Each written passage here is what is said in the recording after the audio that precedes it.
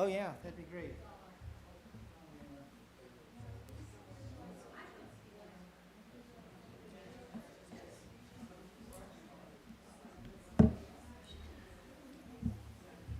Do you know how to put it on? Or Yeah, I probably better take my sweater off. Let's see here.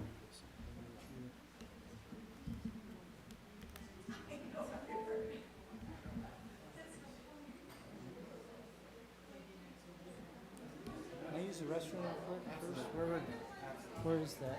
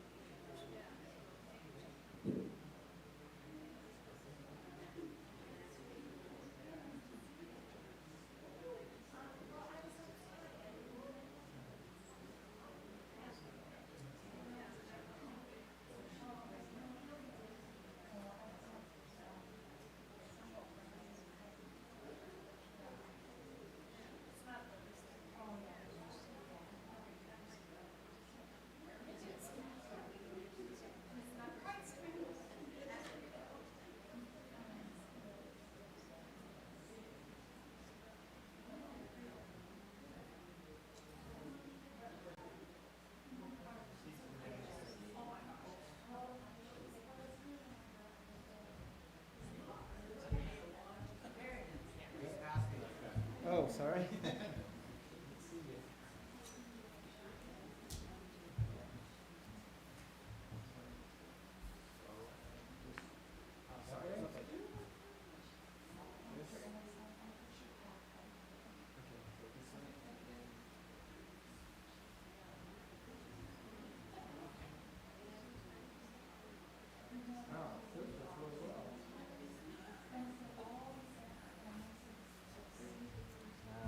pretty good position. Okay. I think it'll work. Okay. You may adjust it, but it should.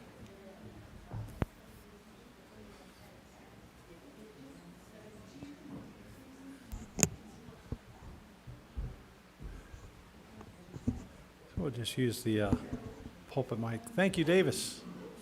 Good evening, everyone. 7 o'clock sharp, plus a little bit, right? Right, we're operating on Maryland's time, I guess.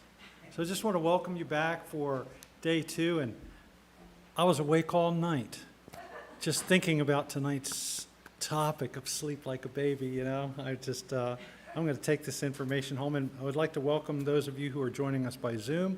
I do believe this is being live streamed tonight out there. And so, last night when I introduced Dr. Emerson, I talked about all the boring stuff, like when he graduated from medical school and, what his board certifications are. So I'd like to just ask you, what is your favorite color? Blue is his favorite color, so that's what you're going to learn about him tonight. Tomorrow night, there's going to be another interesting little bit of information. My favorite color happens to be green, but I'm glad there's so many different colors. So without further ado, I want to welcome Dr. Emerson back up. Oh, one more thing. Yeah, you can come on up.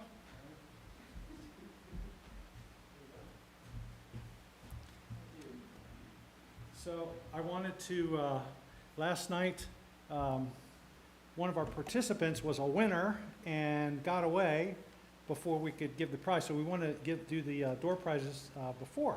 So I'm going to reach in here. And the first one is going to be Nick. Come on up and get your prize.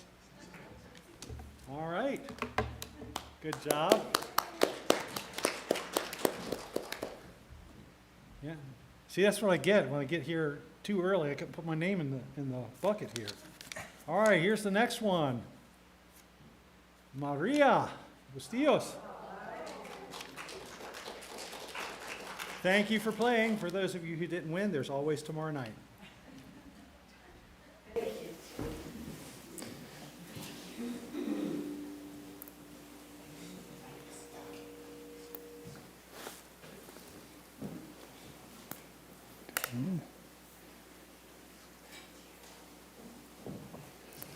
Let's make sure this is. Yeah.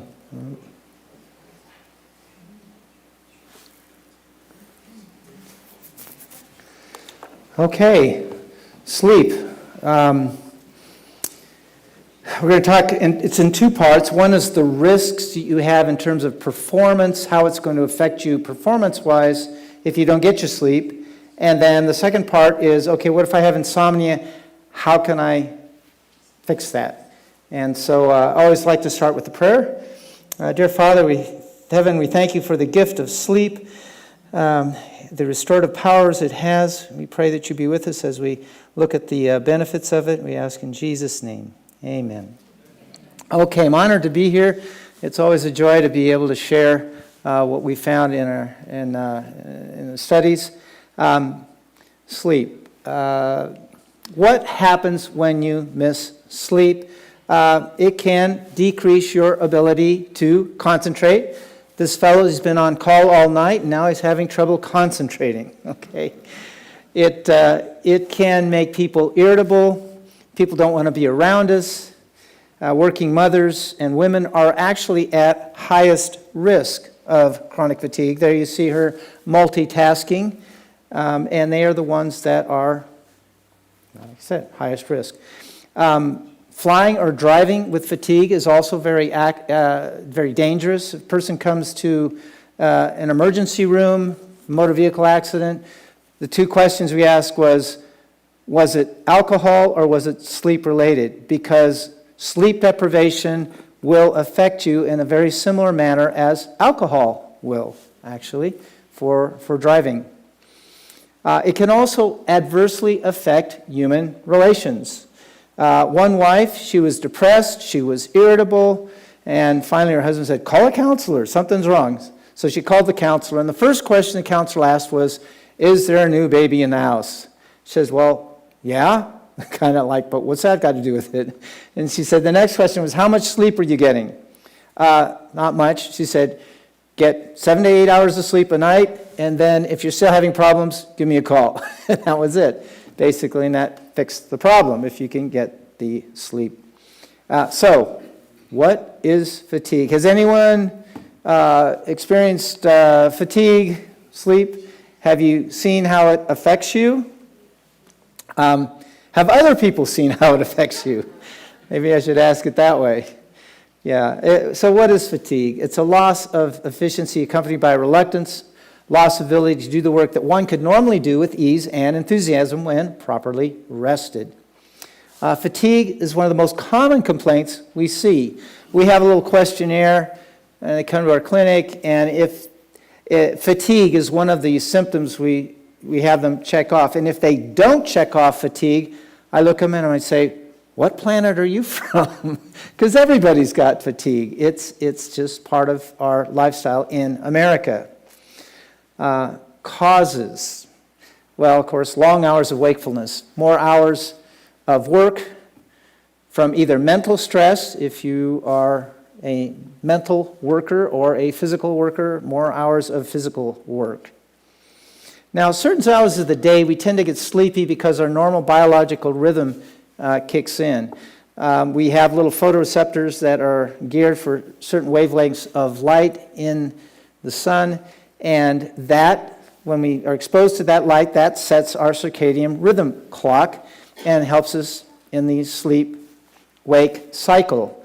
And in fact, they sell little lights that give you the full spectrum sunlight, so that if you go and fly into a different time zone, in the morning you look at that light for a few minutes and it resets your clock to the local circadian rhythm, and you can get over jet lag much more quickly that way. Certain hours of the day we get drowsy, and then other parts of the day we get more awake, and mental alertness follows the same pattern. Walter Reed Army Institute of Research, Colonel Gregory Belenky, MD, noted that performance flying airplanes and driving cars will degrade with time as fatigue sets in. And again, its effect is similar to that of alcohol.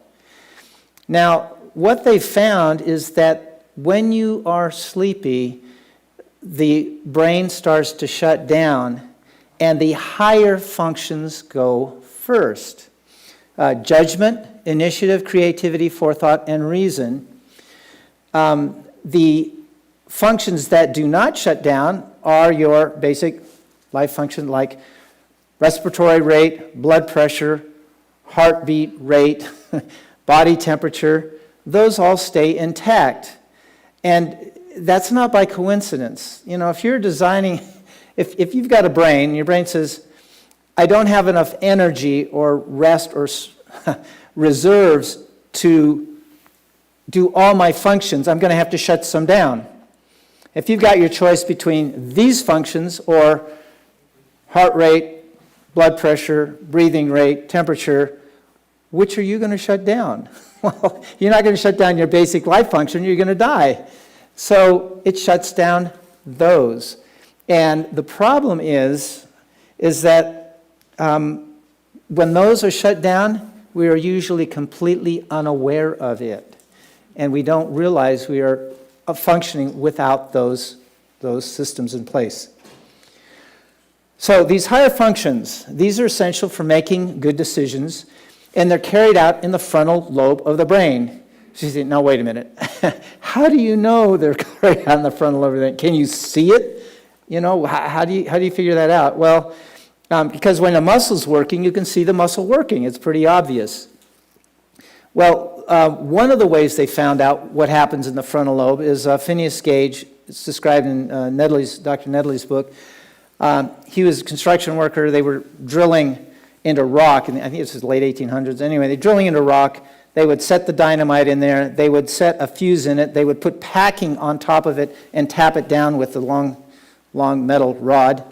Well, this time they put in the dynamite, they put in the fuse, but they forgot the packing, and a spark set it off and set the rod through one of his eyes and out through his frontal lobe. The amazing thing was he survived, but he was no longer Phineas Gage. He had been a foreman on a construction crew. He was not responsible enough to do that. He was a churchgoer. He stopped going to church. He ended up leaving his family, joining a circus. His moral frontal lobe was gone. Now, I heard anecdotal account of the rest of the story. The brain is actually very plastic. Other parts of the brain started taking over the function that the frontal lobe used to have, and he actually started becoming more responsible again. But there are other ways of determining where different functions are carried out. A PET scan, for instance. The brain burns sugar very well. It doesn't burn fat or protein as well. And so what they do in a PET scan is they tag sugar and they inject it in the vein, and then the part of the brain that is being actively used will suck up more sugar because it's burning the sugar.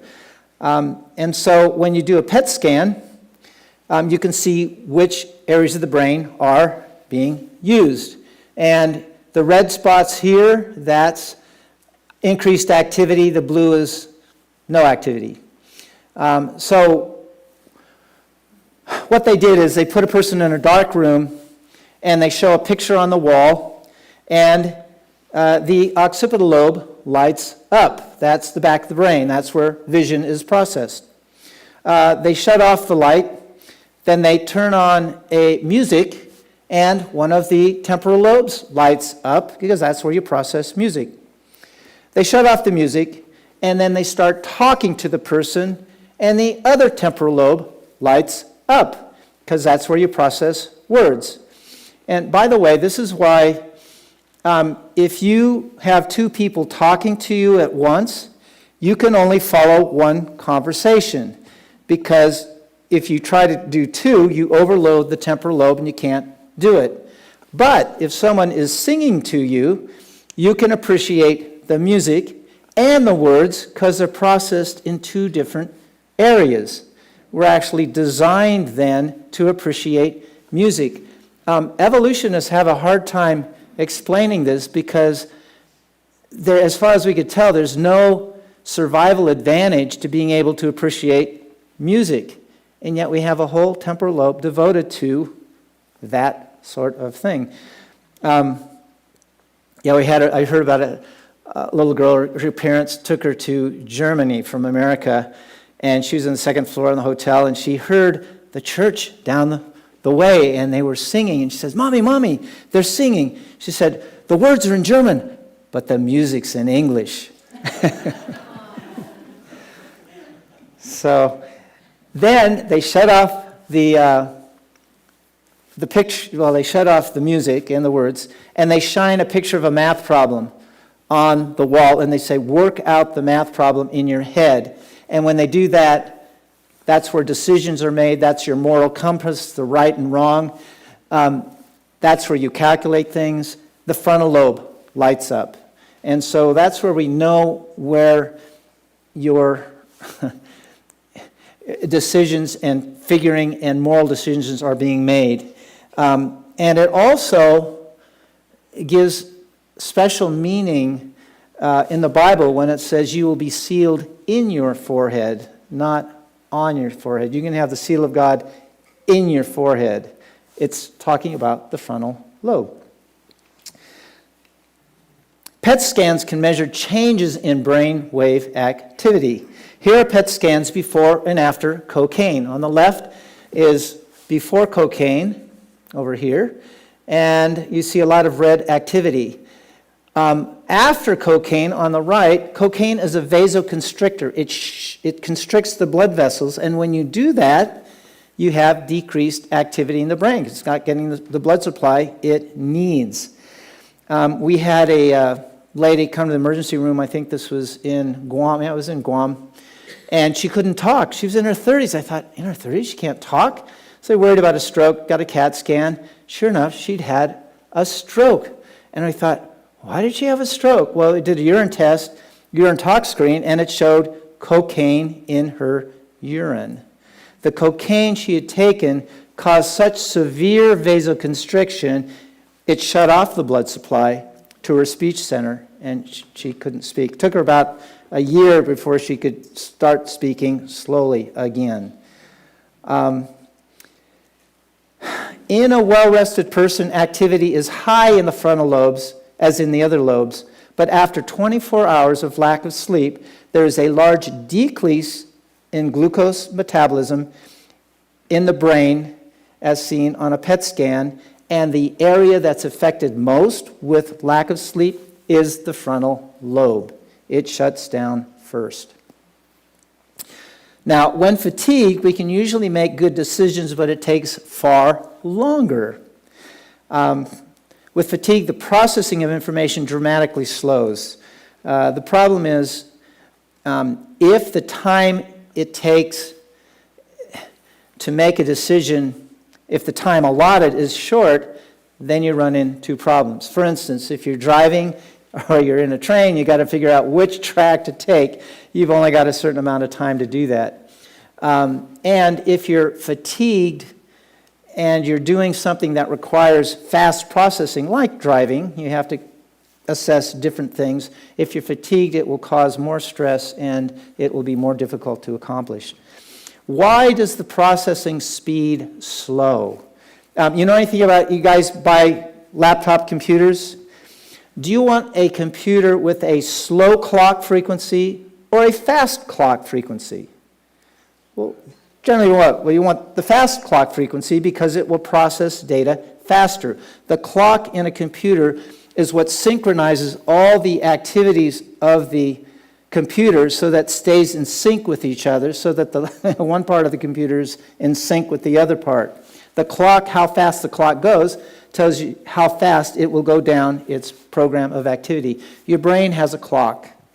If you look at the top, this is the frequency of the brain waves. These are the these are the beta waves. This is if you're excited, you're processing information very quickly, and the clock is very fast. If you're relaxed, the frequency here is much slower. You're processing things more slowly. You're just taking things in. You're not critically evaluating them.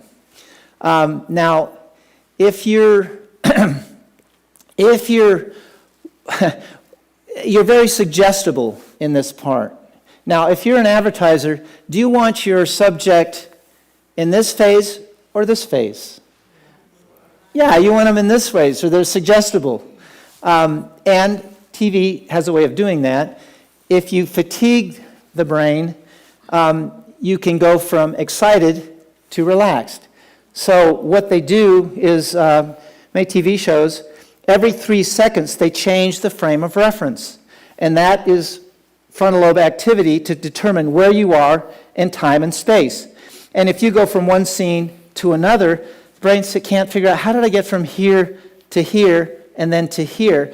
And pretty soon it shuts down the frontal lobe and you go from excited to relaxed. So if you're relaxed, and when I was growing up, teenager, the Ultra Bright, it's a toothpaste, Ultra Bright, gives your mouth sex appeal, you'd say, really? But if you're in this phase, you say, I don't think so. That's a pretty far out claim for a toothpaste. So that's what they do. There are other ways to get you into this mode, other ways of fatiguing the brain. Hypnotists will use, a swinging clock or something, or a watch, to try to put you in that suggestible frame of mind. In Africa, devil worships, they also want, the demons, fallen angels, want you in that suggestible frame. And the way to get you there, they will use, one, polyrhythmic music. Your frontal lobe can appreciate music and rhythm. That allows you to tap your foot to the music, march to the music, dance to the music, whatever it is, that's what your frontal lobe can do. If you put one rhythm on top of another, you've got polyrhythmic music, and your brain can't follow all the rhythms. So that's what they do in the devil worship. They have polyrhythmic music, they have drugs, and they have sex, and that's what puts them in that suggestible state. And then the demons can come in and suggest for them to do things that makes the subjects easier to control. This polyrhythmic music then was brought over from the slave trade to Louisiana. It was brought over in the form of tap dancing, and then more lately, heavy metal music. They did some overlays from devil worship music in Africa and heavy metal music today, and they overlaid it, and the rhythms were pretty much identical in nature. In rock concerts, they have those same things, polyrhythmic music, drugs, sex, and they have to send the city has to send the police out, because when the frontal lobe shuts down, the frontal lobe is what gives you self-control. If somebody, with self-control, if somebody bumps you, like in a rock concert, the first response is punch them out. And they always know that at rock concerts they're going to have a riot, so they send the police there to control the riot because the frontal lobe is shut down. But if the frontal lobe is active and somebody offends you, you think, I'm going to punch this guy out, but then the frontal lobe says, nah, maybe there's a better way to handle this. And you process it, and that's where you get self-control. Ellen White says, the Holy Spirit communicates to us through the fine nerve endings of the brain, so you want your receptors to be open to the Holy Spirit's influence in your life to give you and guide you directly. So they did a study. Now, if you're drowsy, notice the frequency shuts down, slows down even further. If you're asleep, you get sleep spindles. You have episodes of activity and then very little activity between the sleep spindles. Deep sleep, very slow frequency. And this is restorative sleep, and that's what gets your brain ready for the next day.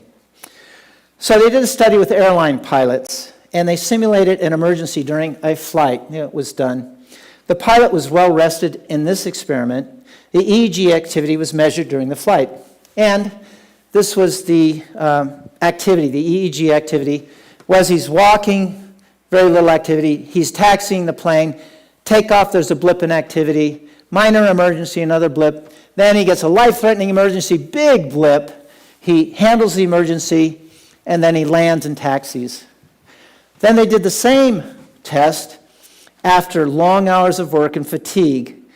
And in this test, the brainwave activity was consistently below what it was when he was well rested. He was walking, takeoff, emergency, minor emergency, life-threatening emergency. He got a little blip, not the major blip. He was unable to handle the emergency, and if the co-pilot hadn't taken over the controls, he would have crashed the plane. Simulation, okay. But that demonstrated his lack of the higher functions.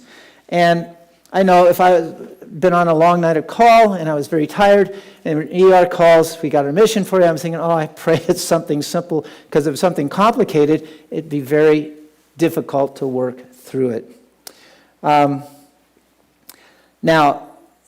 when the time available to make a decision is limited, when you're fatigued, we may not be able to make the right decision fast enough. Even this experienced pilot's function degrades with fatigue. Experience and practice cannot compensate for that, unfortunately. A tired brain simply does not function well.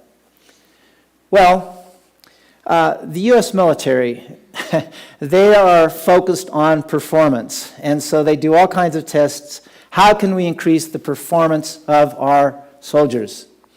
So, the U.S. military, they did tests with an artillery team, and they measured the effect of sleep loss with the team. Now, this artillery team was a team of 5, and they had to plot the position of artillery targets as phoned in by observers. This was a simulation. And they had 2 kinds of targets. These were pre-planned targets, and these were sites plotted out in advance. And they also had simulated immediate targets, target sites which had to be plotted on and quickly and fired on without delay. Well, they were to update their situation map and make sure the sites were not prohibited sites: museums, schools, churches, civilian housing. But as part of the test, the observers would deliberately call in prohibited sites, and the fire direction team had to determine this and prevent fire on the prohibited sites. With rested individuals, the teams refused to fire on prohibited sites, and they were firing on the right sites. However, with lack of sleep for 24 hours, the team failed to plot the pre-planned targets, nor did they keep up the situation map. As a result, they directed simulated fire on prohibited targets, They also failed to direct fire on legitimate targets. They lost grasp of their position relative to friendly and enemy units.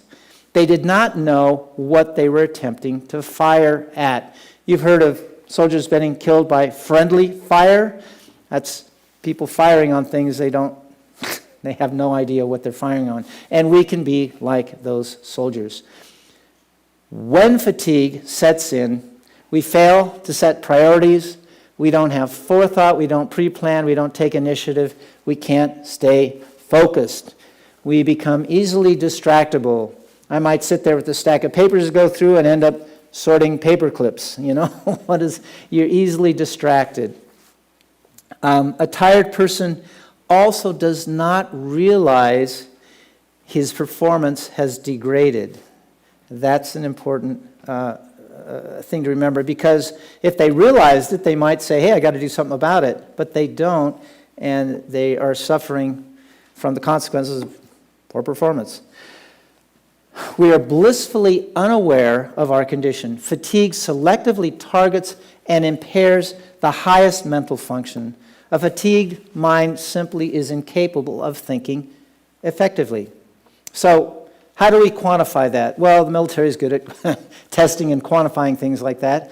So what they did is they had artillery groups, and they did their simulations under 4 different conditions. They had 4 different artillery groups. One got 7 hours of sleep, one 6 hours, 5 hours, and 4 hours. And then they counted up how many shots they got on target in a day. And the group that got 7 hours of sleep got 350 shots on target.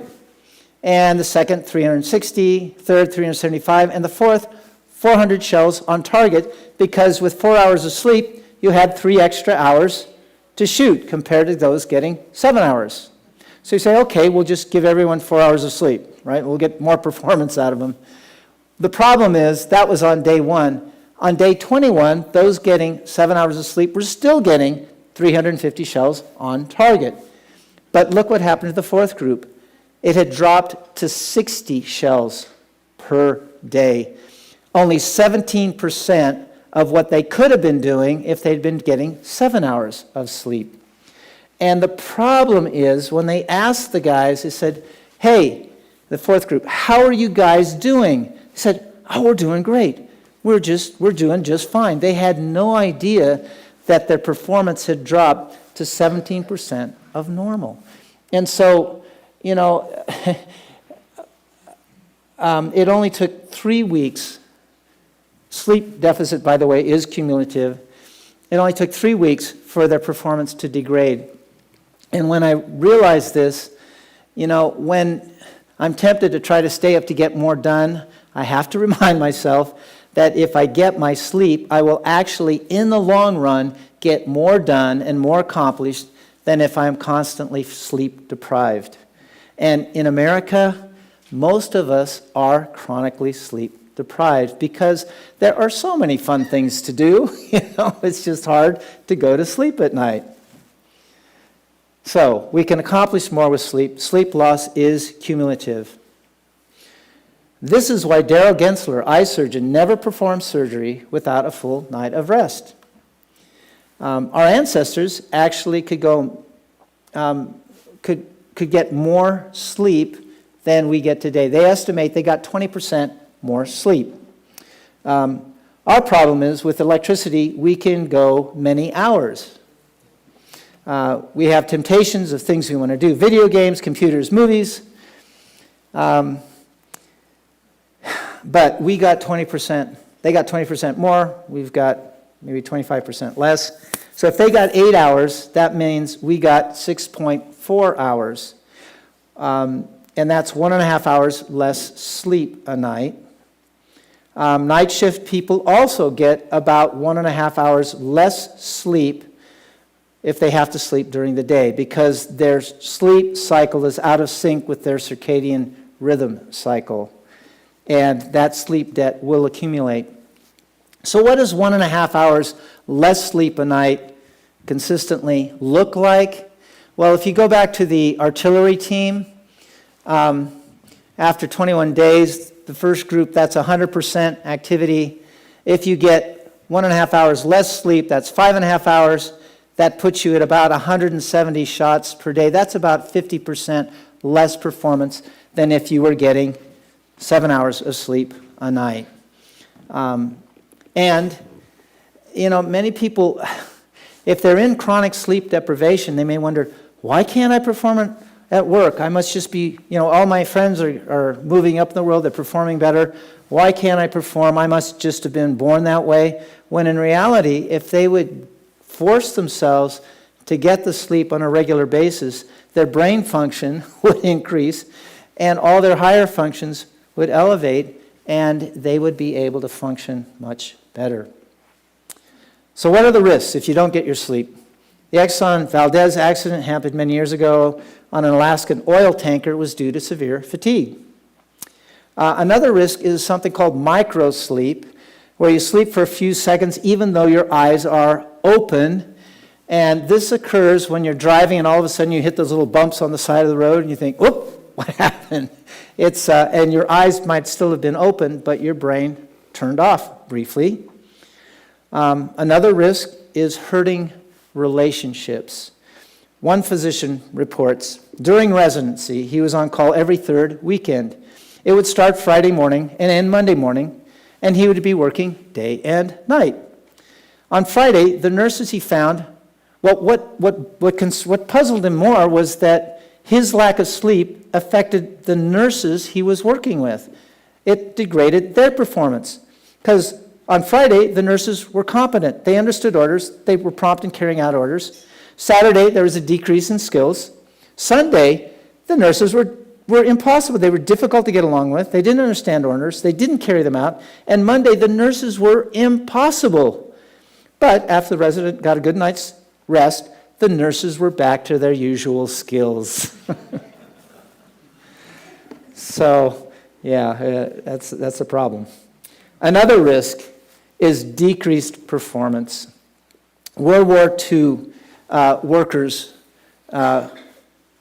were building bombers. Now, England was being bombed by Germany. They would send rockets over, these V-2 rockets. And actually, my stepmother, she lived in she lived in England when they were being bombed. She said, if you were in an area and you heard the engines of the rockets going over, didn't have to worry because it was going to go overhead. But if you heard the engine stop, you had to duck for cover because that meant it was going to fall close to you. So England was fighting for its very existence, and the bombers were crucial to their response to Germany. And so they were working 66 hours a week. That's 9.5 hours a day, 7 days a week. They were quarrelsome, they were irritable, there were many accidents, absenteeism was high, spoiled work was high, and morale was dropping. They said, okay, this isn't working. We're going to have to reduce the number of hours per week if we're going to sustain this. This is not sustainable. And so they reduced it by 18 hours a week. They dropped it to 48 hours a week, 6 days a week. That was 6 days a week, 8 hours a day, similar to what we might have today, despite the war's demands. And what they found was absenteeism dropped, spoiled work dropped, accidents dropped, dispositions and morale improved, and they said, we're just going to have to accept, a drop in production, but surprisingly, production shot up 15% when they got their rest. So again, if you're tempted to try to get more done and cut into your sleep, just remember, in the long run, you're going to get less done, less performance, if you don't get your sleep. So, risks of sleep loss, accidents, microsleep, driving accidents, wounding relationships, and poor performance. So, is caffeine the solution? It's an emergency drug. It's a stimulant. It may benefit those in extreme fatigue during in an emergency, but it's illusionary. You feel something that's not real. You feel rested and refreshed, but you aren't, and it can affect your performance as well. And when it's worn off, that you're in more fatigue than you were before, you're still prone to poor decisions. Well, they tested this. They had marksmen try to see a simulated sniper in a tree, aim the gun, pull the trigger, and they were able to see the sniper faster, aim the gun faster, pull the trigger faster, but accuracy dropped significantly. You're running on reflexes, not on your frontal lobe. Ellen White says the Holy Spirit communicates to us through the fine nervings in the brain. So don't run on reflexes. Use your mind, and you'll be giving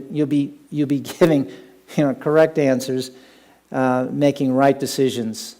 I saw a little cartoon, Peanuts cartoon. It showed Lucy, and she's in a little box sitting behind a box in her office, and it says the psychiatrist is in.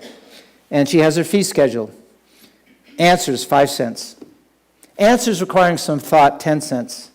Correct answers, 25 cents. Okay, so you want to be getting 25-cent answers. Anyway, alcohol. What about alcohol? It's a sedative effect. It is, and the sedative effect of alcohol is present long after the alcohol is not measurable in the blood. In terms of driving ability, sleep deprivation causes similar effects as alcohol. So what's the solution if it's not caffeine and alcohol? Well, number one, get regular sleep. Most people need 8 hours of sleep. Keep the bedroom cool, quiet, no heavy meal before bed. Eat the main meal, breakfast or lunch. Use some quiet time before bed. Find a relaxing activity if you can't sleep. If you have to stay awake, you may want to take a nap before you have to stay awake so that you can get your full hours in. The hours before midnight are twice as restful as those after. And I experienced this. We actually have a VO2 max machine. It measures how much oxygen you are burning and rest conditions and under exercise, and it measures your cardiovascular fitness. Athletes, you can check them that way as well. But it comes with instructions saying, be sure the person gets a good night's sleep before the test or it will read low. In other words, your cardiovascular fitness actually the next day is decreased if you don't get your sleep. And I experienced this where for years I had trouble hitting the high notes on the trumpet because you need embouchure muscles, and I really don't practice a whole lot on the trumpet. But I always had trouble hitting high notes. And then one day I thought, I'm going to try to go to sleep by 9 o'clock, lights out, 9 o'clock every day. And I was able to do it actually for 3 days in a row. And the next day, when I was playing the trumpet, I was hitting the high notes without any more practice. It really does make a difference. How do you get 8 hours? Guard interruptions. Let the answering machine take your calls, and keep a regular schedule. The hours before midnight, remember, are more restful than the hours after midnight. Exercise. This increases endurance. It increases your ability to deal with stress. Don't recommend doing it before bed. Some people that exercise running before bed can keep them up. But others find that it's not a problem. But ideally, the best time is in the morning or early afternoon for exercise if you have trouble sleeping. Regular recreation and diversion. Get some real rest when you take a vacation. Don't be like the Japanese. When we were on Guam, the Japanese use Guam like we use Hawaii. They're in a cold climate. Guam is 13 degrees off the equator. And when they come out, when we were out there working in our clinic in Guam, the Japanese would come out as tourists, and they were constantly on the move, parasailing, scuba diving, water skiing, shopping, restauranting. And I thought, man, they're going to need a vacation from their vacation when they go home. So get some real rest, and don't let yourself get distracted. 1941, during World War II, Winston Churchill said, If we are to win this war, it will be by staying power. For this reason, we must have 1 holiday per week and 1 week holiday per year. Very similar to the requirements God gave in the book of Leviticus in the Old Testament for his chosen people. God knew what would work for us to function best and have a good relationship with him. Get a wholesome diet. Drink plenty of water. The best diet is vegan foods, lots of water, and the body will work more efficiently. Avoid the alcohol, caffeine, and nicotine. By the way, if you are addicted to caffeine and you stop, you may have headache. That's because caffeine is a vasoconstrictor. When you stop the caffeine, your arteries will dilate. And in the muscles, that's not a big deal. Your muscles just expand with these dilated arteries. But in the head, you may get this pounding headache. And so to treat the headache, you can put your feet in a hot foot bath, hot water, that will draw blood away from the brain, and put ice to the forehead. That will cause vasoconstriction and can stop the pounding headache. You don't want to take Excedrin or these other aspirin combinations. I say an aspirin combination. I remember reading the ingredients to these aspirin combinations, and they all had caffeine in them. Say, what does caffeine have to do with a headache? Well, because the manufacturers of the aspirin realize that many, if not most, of the headaches they're treating are either caffeine or nicotine withdrawal headaches. So they from the expansion of the arteries. And so they put caffeine in with the aspirin to cause the vasoconstriction to treat a caffeine withdrawal headache. So what's going to happen when the caffeine in the aspirin wears off? Get another headache, right? So what are you going to do? You're going to need another Excedrin. Does that upset the manufacturers at all? No? Okay. So I share with you an alternative. You can use a hot foot bath, ice to the forehead. You can help get over caffeine or nicotine withdrawal. The other thing that will happen is people that use a lot of caffeine on a regular basis, when they stop, their body's going to want to catch up on their sleep. And for 3 or 4 days, we have people at lifestyle centers that stop the caffeine, and 3 or 4 days they are exhausted and they want to take lots of naps. Let them take the naps. Take the naps, get the rest. You're going to need it. You're going to catch up. And in 3 or 4 days, you'll be back to normal again. Set healthful priorities, good relationships, and work performance. Those are important, and sleep will help you achieve those. Okay, so part 2. What if I have trouble sleeping? Well, up to 30% of the population suffers from some form of insomnia in any given year. In the U.S., about 10 million people each year receive prescriptions for sedative hypnotics. And in those evaluated in sleep laboratories, about half are due to psychological factors such as depression or anxiety. By the way, the handout we'll give you tonight on sleep, it'll give you a protocol for things that you can do to help sleep, some supplements that help. But before you take the supplements, you want to look at, there's a little depression test, because you want to make sure your sleep problem is not from depression. So go down and fill out the depression test. It's like a 10-question test. Take your score. And if you've got problems with depression, recommend Dr. Nedley's book, The Way Out. It can help you with depression. But for those that don't have depression, that's what we'll cover now. What's the problem? Can't we just take a sleeping pill? Well, one class of sleeping pills is an antihistamine called Benadryl. It's an example. Fortunately, it's non-addicting. It is over the counter. It can help you fall asleep, but it interferes with the normal sleep pattern. So in the morning, the sleeper does not feel well rested. Another class of drugs is the benzodiazepines like Halcium and Restoril. These are also effective in the short term, but they are by prescription because they are addictive if you take them long term. If used regularly and long term, your body becomes tolerant, so they stop working anymore, and you have to take the benzodiazepine just to feel normal. And then when you start taking them off the benzodiazepine, they start feeling irritable, panicky, paranoid, seizures they can have, to name a few of the side effects. So, if you used benzodiazepines for more than 4 weeks, you need to work with your doctor to taper off the drug slowly. It will cause you to be irritable.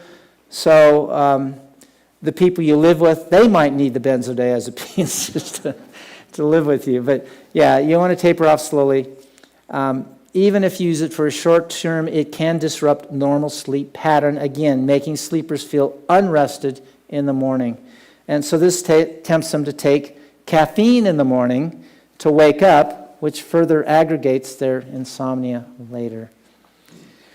There are many causes of insomnia, so it's important to determine which is affecting you. The most common is depression, anxiety, and just tension, anxiety. All of us have periods of depression, so how do I know if it's significant? Here's a simple 10-question screening device. This is the one I just mentioned earlier. You can get this in the handout on the way out. If you score 20 or more, that's severe depression, and that's the book that can help you get out of depression. You should also get help from a counselor who uses cognitive behavioral therapy. For milder forms of depression or anxiety, 5-HTP, I'm going to talk about later, can give significant help, and so we'll cover that in a little bit. Now, many foods, drinks, and medications can cause insomnia. There are two types of insomnia. There's sleep onset insomnia, where an individual has trouble falling asleep, and there is sleep maintenance, where a person has trouble staying asleep. He may have early morning awakenings with difficulty falling back asleep. Sometimes it's difficult to determine which is the core problem. But determining the type of anxiety or the type of insomnia you have can help you start looking at what might be the cause. For instance, sleep onset can be from anxiety. You have problems in your finances or problems in your marriage, environmental changes, emotional arousal like a heated argument, fear of insomnia. If you have to get up in the morning and you're afraid you're not going to get to sleep enough, you may say, I need my sleep, because you're having a demanding day the next day, and that anxiety can keep you awake. You can have a phobia of sleep. You're afraid you're not safe in the environment you're at. You can have a disruptive environment. Pain can cause sleep problems, caffeine, alcohol. Sleep maintenance problems, that's on the right. Depression, if you have early morning awakenings, that's typical of depression. Environmental changes are problems, sleep apnea, restless leg syndrome, hypoglycemia, pain, drugs, alcohol. So to start treating insomnia, begin by eliminating the natural stimulants such as caffeine. By the way, caffeine is a toxin. We know it's a toxin because that's why plants make it. If a tea plant is being eaten by an animal, it says, I'm being eaten by an animal, and so it says, when the animal goes away, it says, I've just been eaten by an animal, I'd better produce more caffeine. So he produces more caffeine, and the next day the animal comes back, eats more of the tea leaves, and says, oh, yuck, too much caffeine, I'm going to go find another plant. Well, the tea growers know this, and so the day before they harvest the leaves, they go through the rows of tea plants, and they beat them with sticks. So the tea leaves think they're being eaten, and they produce more caffeine for the next day. When they harvest the leaves, they get more caffeine in their tea leaves. So how does Sister White, this is a lady in the 1800s, who we believe had impressions from God. I believed that because she warned against tobacco and meat eating, said it could cause basically strokes, seizures, sudden death, as in, which we didn't learn to the 1950s. This is what she said about coffee. She said, coffee is a hurtful indulgence and temporarily excites the mind to want an action, but after the effect is exhaustion, frustration, paralysis of the mental, moral, and physical powers. The mind becomes enervated, and unless through determined effort the habit is overcome, the activity of the brain is permanently lessened. All these nerve irritants are wearing away the life forces, and the restlessness caused by shattered nerves, the impatience, the mental feebleness become a warring element, antagonizing to spiritual progress.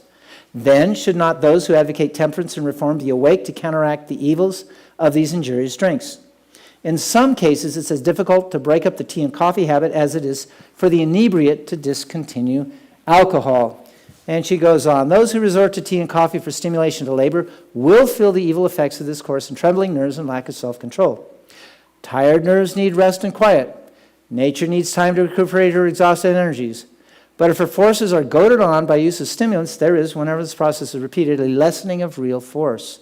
For a time, more may be accomplished under the unnatural stimulus, but gradually it becomes more difficult to rouse the energies to the desired point, and at last exhausted nature can no longer respond. But how much caffeine does it take to give you the stimulation Ellen White warns about? Here's a study done on reaction times. For the test, participants drank no caffeine over 12 hours prior to the test to make sure it was out of their system. When they arrived for the test, they were given either a placebo or a measured dose of caffeine. Then their reaction time was measured on the left. As soon as participants saw a small star on the computer screen, they would hit a key. The time it took them to hit the key was their reaction time. Notice that all amounts of caffeine sped up their reaction times and shortened their reaction time. Even as little as 12.5 milligrams goaded the nervous system to react quicker. Now, we might think this is a good thing, but remember what Ellen White said. For a time, more may be accomplished under the natural stimulus, but gradually it becomes more difficult to rouse energies to the desired point, and last exhausted nature can no longer respond. Here's another more stressful test. Single-digit numbers were displayed on a screen for a little more than half a second before the next one was displayed. They were to press a space bar whenever a sequence of 3 odd or 3 even numbers appeared in a row. Wow. They plotted the caffeine dose horizontally. They plotted the correct responses vertically. For low caffeine users, that is, those drinking less than 100 milligrams per day, there was no significant improvement with as much as 100 milligrams dose per day, or dose in this test.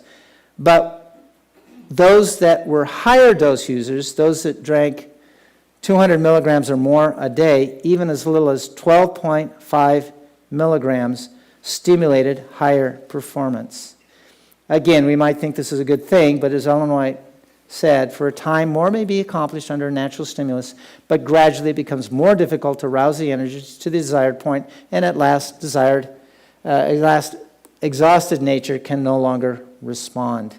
So 12.5 milligrams can cause stimulation of the nervous system. So now, by the way, I should mention that, you got to look at the whole picture. If you're in an emergency and you have to drive a car and you're getting sleepy, yeah, it's better to take the caffeine and not have a motor vehicle accident than fall asleep at the wheel and crash. But you got to think of caffeine more as an emergency drug, which is good in an emergency, but for chronic use, it will cause those side effects. So by the way, Ellen White did use caffeine a couple times in her life when she was nauseated and vomiting. It can produce, she said, a present relief. She used it as a medicine in those situations. We have found in cancer patients also that if they are toxic or in pain, we can give coffee enemas, as in Gerson therapy, and that stimulates the detoxification mechanism and helps get rid of those other toxins, and it will also decrease their pain. And so there are some medicinal uses of caffeine that we do make use of. So 12.5 milligrams can stimulate you. Where can you get 12.5 milligrams? Well, here's the caffeine in certain drinks. Drip and brewed coffee head the list. 1 cup gives you 80 to 150 milligrams. The soft drink Jolt on the right there, it actually kind of is proud of how much caffeine they give you. It's about 100 milligrams. All of them, except decaffeinated coffee, gives well over the 12.5 milligram of caffeine, which can cause stimulation. Anywhere between 2 and 12 times that amount. 12.5 milligrams of caffeine was enough to affect us. And again, long term, this will cause exhaustion. And I heard Doug Basher talk about the effects of caffeine. He said, a guy found a genie's bottle and he rubbed the genie's bottle and the genie comes out and says, so you get 3 wishes. What's your first wish? He said, I want $1 million Swiss bank account. Poof, he's got it. He says, wow, that's nice. What else do you want? He said, a red Ferrari, and poof, there's this red Ferrari. He says, wow, this is wonderful. He says, what's your last wish? He says, I want to be irresistible to women, and poof, he turns into a box of chocolates. Okay? Yeah, caffeine isn't in chocolate, so just beware of that. So what about decaf? 1 7.5 ounce of cup still has 3 to 4 milligrams of caffeine. 4 cups then would equal about 12.5 milligrams of caffeine, would be enough to cause stimulation. Another problem with decaf is that the solvents they use to extract the caffeine, they can't get all the solvents out, so you're actually drinking some of the solvents with the caffeine. The best way, if you like the taste of coffee, is to get the coffee substitutes that are made without coffee. Then they don't have any caffeine to remove, so you're not drinking the solvents, and you're not drinking the leftover caffeine that they can't get out. So what are those supplements? Well, these are 4 that we've used. Roma is made with barley, rye, and chicory. Cafix, barley, rye, chicory, sugar beets. Postum is made with wheat bran molasses, wheat starch, natural coffee flavor. And Coffig is actually made from figs and roasted chickpeas. How good are they? Well, we had Alita's stepdad. He came through a lifestyle program with his wife. She was coming for another health problem, and he was a heavy coffee drinker. And so the first day, he's down for breakfast. We're having breakfast with him, and he was drinking the Roma that was prepared for him, and he goes, "Wow, that was good coffee." And then 10 minutes later, he says, "Was that real coffee?" And I said, "No." He says, "I didn't think so. I didn't get the buzz I normally get from the Roma." But, I mean, so these have a good taste, but people can still go into caffeine withdrawal or sense there is a difference. So when someone who is a regular coffee drinker comes through a lifestyle program, they stop the caffeine abruptly, they experience withdrawal, and they will be exhausted while trying to recover from driving their body so hard. They will also want to take frequent naps as the body recovers from its chronic sleep deprivation. And that's okay. Take the naps, and again, for the headaches, put ice to the forehead and do hot foot baths. Those are great treatments for caffeine withdrawal and nicotine withdrawal. We have tried them, and they do work. And here's the chocolate. And I remember as a kid, my parents were away, and I was hungry for something, and said, I got to go to the kitchen and find something to eat. And I climbed up on the shelf, and I saw, wow, chocolate, Baker's chocolate. And I took a bite into this, and I go, yuck, what is this? This is horrible. The actual flavor comes from the sugar and creams they put with the chocolate that make it sweet. But 1 tablespoon of dried, unsweetened cocoa powder has about 12.1 milligrams of caffeine. That's 1 tablespoon is 12.1 milligrams of caffeine. And a 25-gram single serving of dark chocolate contains about twice that much, about 22.4 milligrams of caffeine. So it is in cocoa powder, it is in chocolate. So if you like chocolate, hot chocolate or something, you could also try carob. Carob is a powder. It's made from a plant, and it's a dried powder. And one of my favorite drinks, you take soy milk and you can add carob powder and you add some honey to it, and it's very good. And it has no caffeine. What about alcohol? Well, alcohol, this is how it works. Serotonin, among other things, is a sleep hormone, and it also helps with anxiety and depression. It can help elevate your mood. For the brain to make serotonin, it needs tryptophan. Tryptophan goes into the brain. That's the first step. The tryptophan then turns into 5-hydroxytryptophan. And by the way, 5-hydroxytryptophan is a supplement you can get at the health food store. This turns to indolamine, which then turns to serotonin. The problem with alcohol is it works to block the absorption of tryptophan into the brain, thus lowering the brain's level of tryptophan and serotonin. So to get good sleep, it's imperative to eliminate the alcohol. So alcohol also releases adrenaline, which is a powerful stimulant. Another cause of poor sleep maintenance is low blood sugars. If we eat a refined carbohydrate with a high glycemic index at night, it will raise blood sugars. Then there will be a sharp rise or release of insulin to bring the sugar down.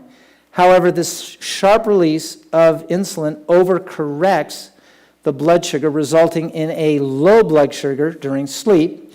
When that happens, the blood sugar drop stimulates the release of hormones to bring the blood sugar up, which includes adrenaline, glucagon, cortisol, and growth hormone. And they stimulate the brain, telling the brain, you'd better wake up and eat something, your sugar's too low. So that can be a cause of poor sleep maintenance, an inability to sleep long term. So for a given amount of calories, the more quickly you absorb them, the higher the blood sugar will go. That's the glycemic index. It's a measure of sugar spike after the onset of the calories that are eaten. It can range from 1 to 100. Foods containing carbohydrates that are easily absorbed, easily digested, absorbed, and metabolized have high glycemic index on the scale. Anything 70 or above is considered high. Intermediates 56 to 69, and low glycemic index is 55 or less. So refined carbohydrates like brown sugar and cane sugar have their associated nutrients removed. They have a high glycemic index of around 70, which is definition of high. On the other hand, bush honey, maple syrup are actually in the low glycemic index category. And this surprises many people because I thought that was sugar. I thought it was high glycemic index. It's actually low. Apples, apple juice, low glycemic index as well. Oranges, orange juice, carrots, and carrot juice. God made them so that they are absorbed more slowly and prevent the sugar spike. But when you process sugar, you get brown sugar and cane sugar, glycemic index increases dramatically.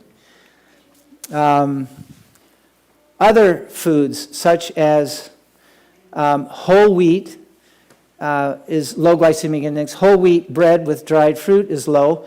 But if you take bread made with 100% wheat flour, frozen and thawed, it's right up there with brown sugar and cane sugar, causing a high glycemic index.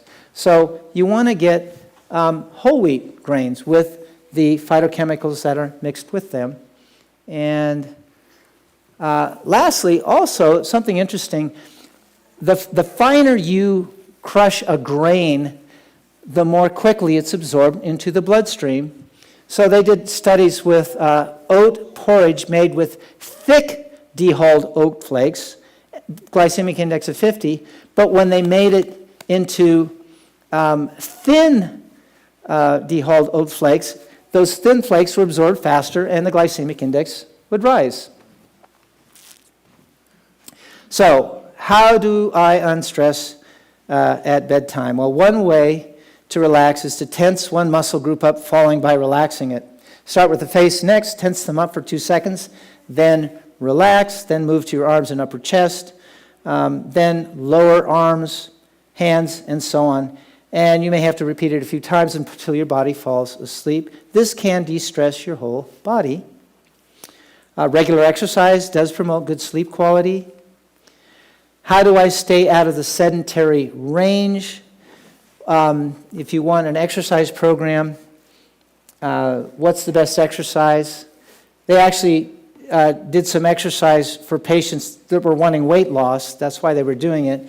So they said, okay, 34 subjects, I want you to exercise 30 minutes a day, measure your weight every week. And they said, well, which exercise do you want us to do? He says, you choose: walking, running, swimming, bicycling. 34 started the study. 5 dropped out, claiming they couldn't devote the time. 6 chose jogging. 3 dropped out due to injuries from running. The other 3 could not tolerate it long enough to produce the desired effect on weight. 3 chose cycling. 2 chose swimming, but all of these failed to tolerate the exercise. 30 minutes, which was the minimum to be included in the study. Only 11 of the 34 were able to exercise 30 minutes or more, and all of those chose, what do you think? Walking, yeah. So if you're just starting an exercise program, walking will give you the best chance of success. And if you want cardiovascular fitness, you got to walk fast enough to be a little bit short of breath. You shouldn't be able to talk like I'm talking to you. You should be a little bit short of breath as you're walking, and that will actually increase your cardiovascular fitness. Once you get on an exercise program, if you want to transition, I prefer bicycling, but you may want to transition to something else. But if you're just starting out, best chance of success, walking. They got a saying, they said, walk your dog every day, even if you don't have one. Okay? So if you're wanting to, again, do training for better cardiovascular fitness, one way to do it is to check your maximum predicted heart rate. That's 220 minus your age. The maximum predicted heart rate, that's the heart rate you attain if you're running away from a lion, but that declines as you get older. So to calculate it, 220 minus your age. So for a 60-year-old man, 220 minus 60 is 160. You want to exercise at 80% of that. That's 160 times 0.8 would be 128, would be your maximum one. And then the lowest training heart would be 160 at 60%. And you go between 96 and 128. That's ideal. But to do that, you need a pulse watch. You got a band on your chest. It's really kind of complicated. The simplest way is, again, just walk briskly enough so that you're a little short of breath, not gasping for air. 40 minutes, 3 times a week.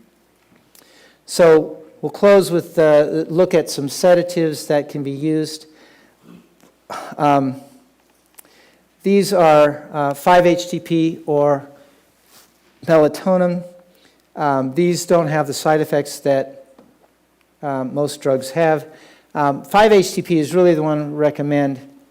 Remember, tryptophan goes into the brain to cause 5-hydroxytryptophan and then eventually serotonin.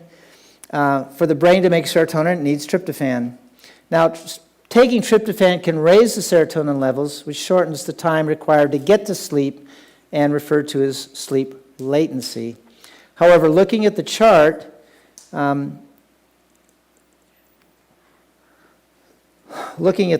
we can see that 5-hydroxytryptophan, commonly known as 5-HTP, is one step closer to the formation of serotonin. And this supplement has been shown to be more effective than tryptophan. It reduced sleep latency and the number of awakenings in many double-blind clinical studies. For the best results, take it near bedtime with fruit or fruit juice. Now remember, fruit, juice, and fruit had low glycemic indexes, so it shouldn't cause the sugar spike or hypoglycemia during sleep. The 5-hydroxytryptophan also increased REM and deep sleep stages 3 and 4, which are the most important for feeling rested in the morning. In experiments where subjects were aroused when entering REM sleep, to prevent the REM sleep, they soon developed fibromyalgia. So if you have problems with sleep, particularly REM sleep, you will probably get fibromyalgia. They can produce it artificially by eliminating REM sleep. So 5-hydroxytryptophan can help with that. We also want to take vitamin B6 and magnesium, as these are cofactors to generate serotonin from 5-HTP. Melatonin is also secreted in the brain from the pineal gland located in the center of the brain. Your circadian rhythm causes its secretion to rise at bedtime, inducing sleepiness. Giving melatonin just before bedtime has been shown to induce and maintain sleep, but only in those who have been shown to have low levels of melatonin.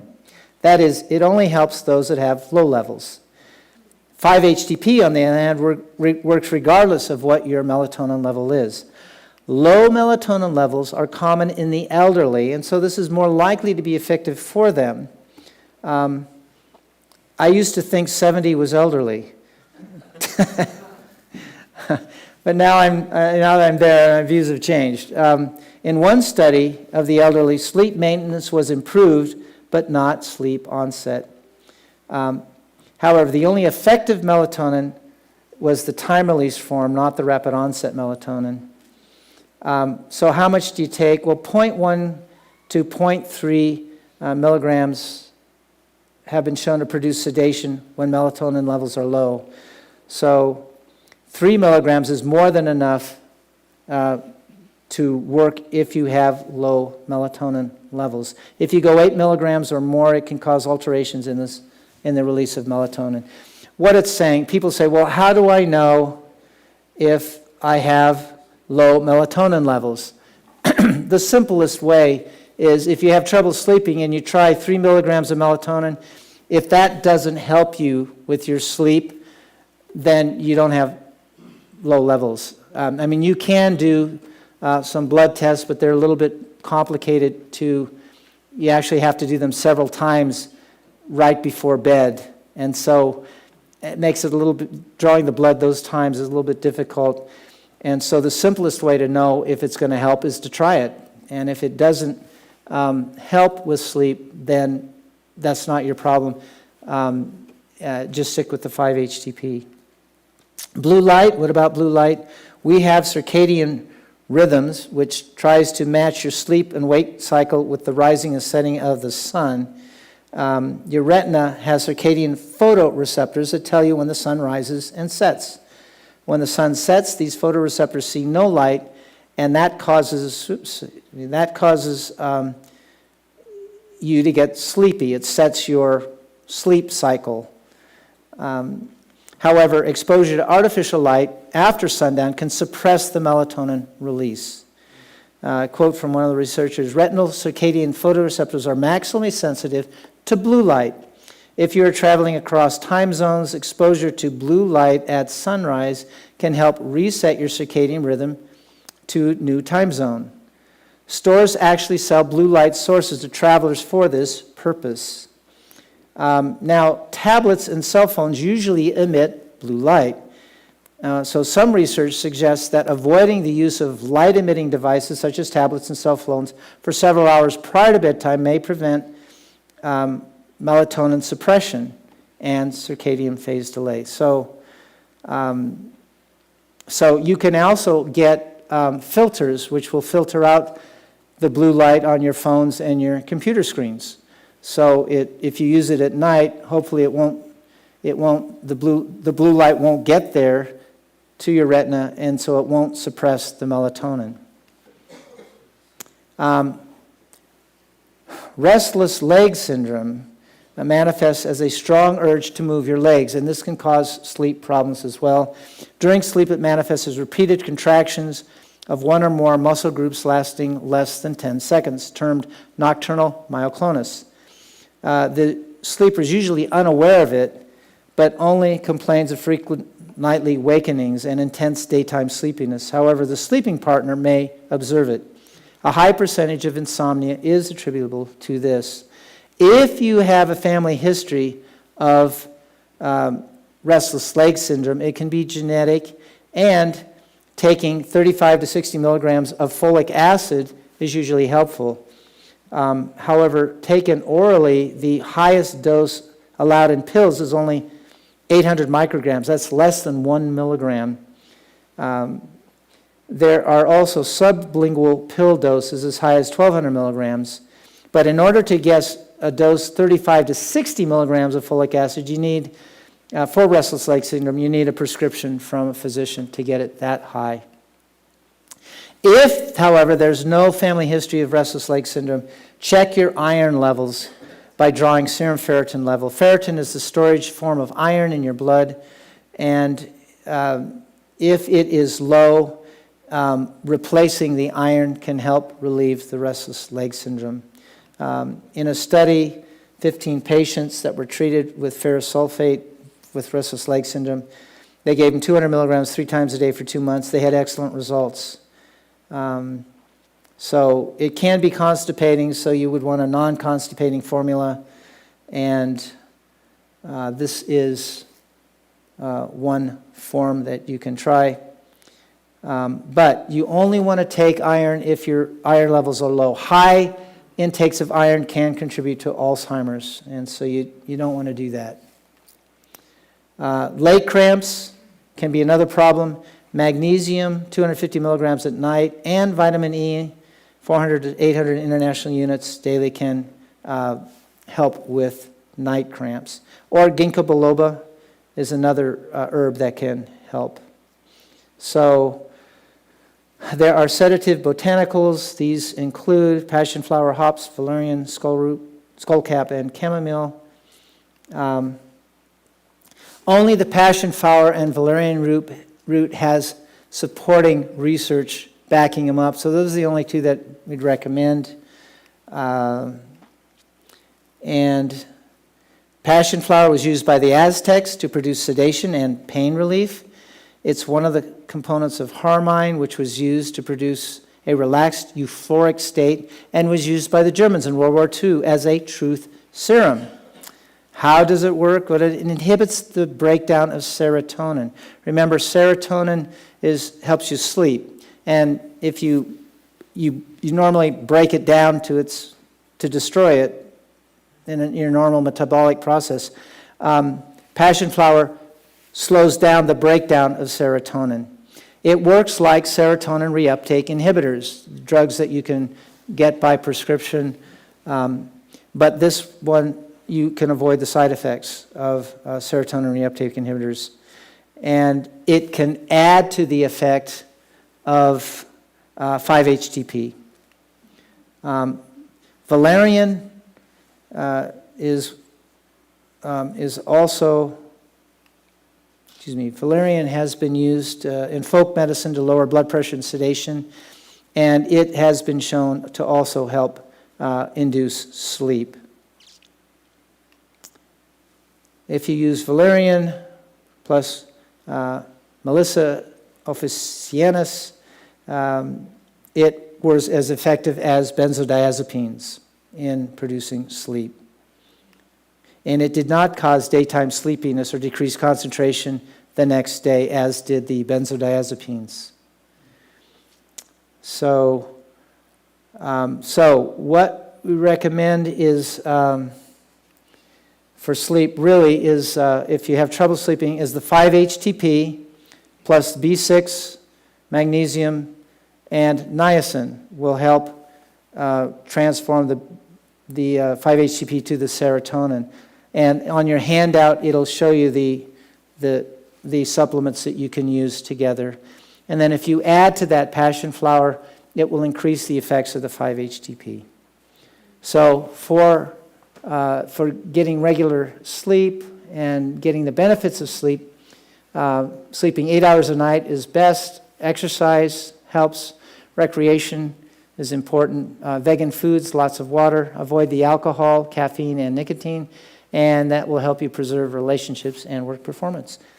Okay, that's it. Any questions? If we have time for questions. I'm going to ask you to speak into the mic, and that way the people that are online can also hear. So we have a question here. Thanks.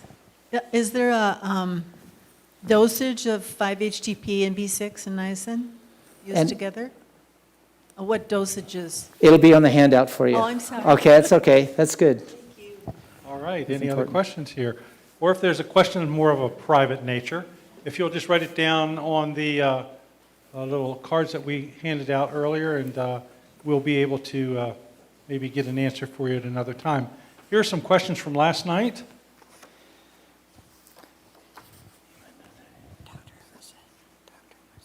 Oh. Yeah.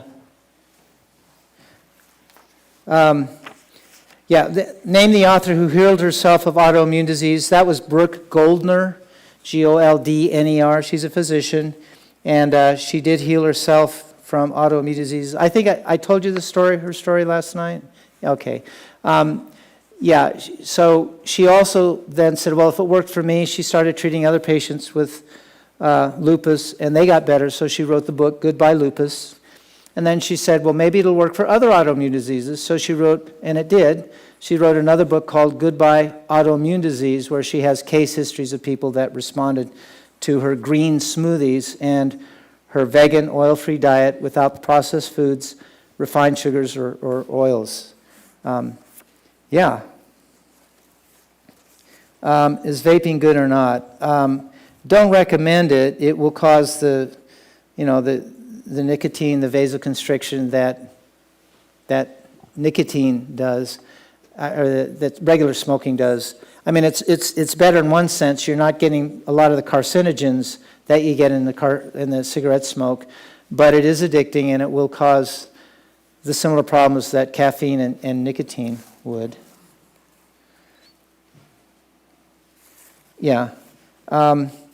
Is there a relationship between COVID shots or no COVID shots and cancer?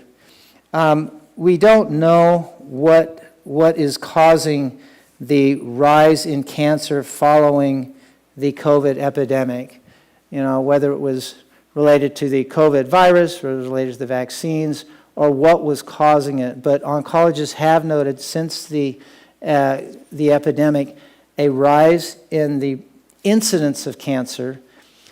They noted that it's hitting younger people, younger ages, and it's more resistant to treatments. So things we share about cancer and this great response they got in the past, you actually have to be a little bit more aggressive these days when you're addressing cancer support and trying to help people with cancer. I have two more questions here. They're both written down. Okay, this one about vaping. Yeah, you talked about that. What about water, decaf, coffee? I think you're asking, water's a great thing to drink. I mean, if you drink, 6 to 8 glasses of water a day, that will help detoxify you. Remember, you have 3 detoxification organs. Your sweat secretes sweat and secretes toxins into the sweat. And so taking a couple warm showers, if you're trying to detox, 2 warm showers a day can help rinse it off your skin. Smokers that are detoxing from tobacco, they'll go into a steam bath, they'll come out, and in a detox program, they'll get a massage, and the towel comes up yellow because the nicotine's actually coming out their sweat pores.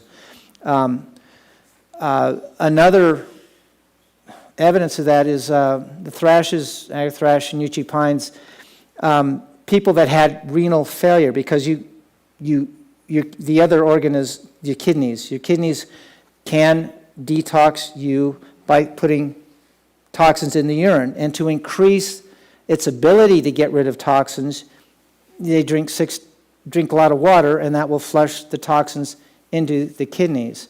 When the kidneys don't work, the skin tubules are very similar to the ones in the kidneys, and they will start excreting a lot of the toxins. And to help that, they would take a Chuck's pad, sprinkle water on it, sprinkle charcoal, which absorbs toxins, tape it to the back, cover all the edges so it doesn't leak and get on the sheets. And then in the morning when they take it off, it smells like urine because it's been pulling out the urea from the sweat glands. So that's another way of getting rid of toxins. And then the third way is the liver gets rid of toxins. It binds it to glutathione and carries caffeine and other toxins out in the colon that way. And when the liver binds the toxin like caffeine to glutathione, it's too big to get reabsorbed, so it gets carried out in the stool. And that's the mechanism behind coffee enemas. It stimulates that liver. But water is a great way of detoxing. Using decaf coffee, again, I don't recommend the decaf coffee because it's got about 3 milligrams of caffeine in it, and 4 cups would be equivalent to a dose that can cause caffeine stimulation. So they don't get all the caffeine out of decaf coffee, and number 2, they don't get all the solvents out. To get caffeine out of coffee, you have to add a solvent. The caffeine goes into the solvent, and then they take the solvent out, but they can't get all the solvent out, so you're drinking the solvent with it. And that's why I recommended non-coffee substitutes like the Cafix, the Roma, the Postum, the Cafig. Yeah. Yeah, I think the other question there is vaping really a safe alternative? If you're trying to get rid of the nicotine, get rid of cigarettes, is vaping a safe alternative? It's in my mind, it's better than smoking, but it does cause vasoconstriction, and it causes the same. Their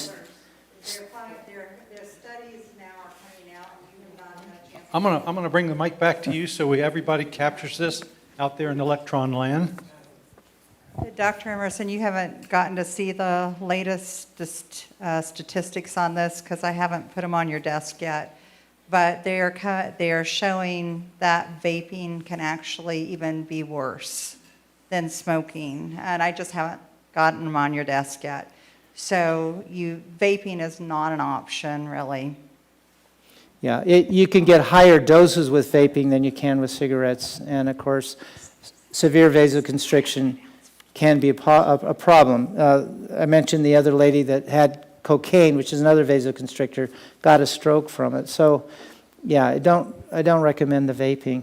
The best way to get off of the cigarettes is to, again, go cold turkey. That's the best way. You might have 3 to 4 days of withdrawal symptoms, irritability, tremors. There are some Chantix is medicine you can. I'm not sure if it's over the counter yet. It may be, but if it's not, you can get it from your physician. It can help you stop smoking. My brother used it to help stop smoking. He'd been smoking for years. And so it is very helpful. My mother always used to say, "You don't really smoke. The cigarette smokes and you're just a sucker." Oh, my. What do you think of that? Are there any more questions? Yeah. Okay, got a question here in the front, and then we'll kind of wrap it up, and you'll be ready.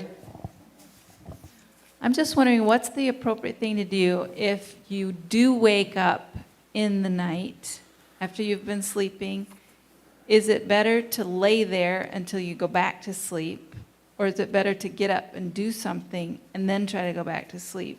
And I'm asking this because at one point I would get up and I would do other things, and then I read or heard something, and it's like, well, you're just training your body to always get up at 2 a.m. or what it is. And so then I started just laying there. But sometimes you just want to screech because you don't go right back to sleep. So anyway, what do you think the best thing to do? I don't know. What I do, I usually get up and if the devil's keeping you asleep, start reading the Bible. He doesn't want you to do that. He'll let you go back to sleep. So It does work for me. Come on up front. Thank you all for your questions. And don't forget, tomorrow night at 7 o'clock, we'll have the final installment here. And it went by very, very quickly, I think. But thank you so much for coming. my pleasure. I want to thank each of you for the questions, Dr. Emerson for the lecture. I am giving an announcement right now because I was sitting in the back and got a text that there is a possible active shooter at Loma Linda University in the hospital, and I think we need to have a prayer for them. I was in the bathroom because our son is in medical school at Loma Linda University, as well as my brother's son and his wife, and our son's girlfriend. And thankfully, we have found out all 4 of them are safe. Of course, I'm extremely grateful, but we don't know about all the other dear parents' children's, all the other students, they've got massive police there and telling people to take other routes. Let's bow our heads for prayer for them.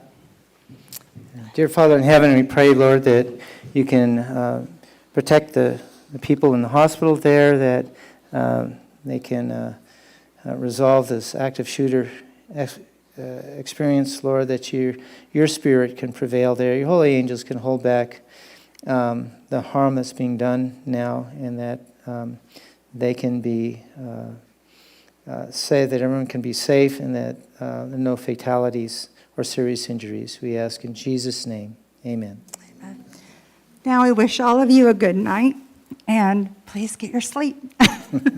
Or try the things that have been suggested.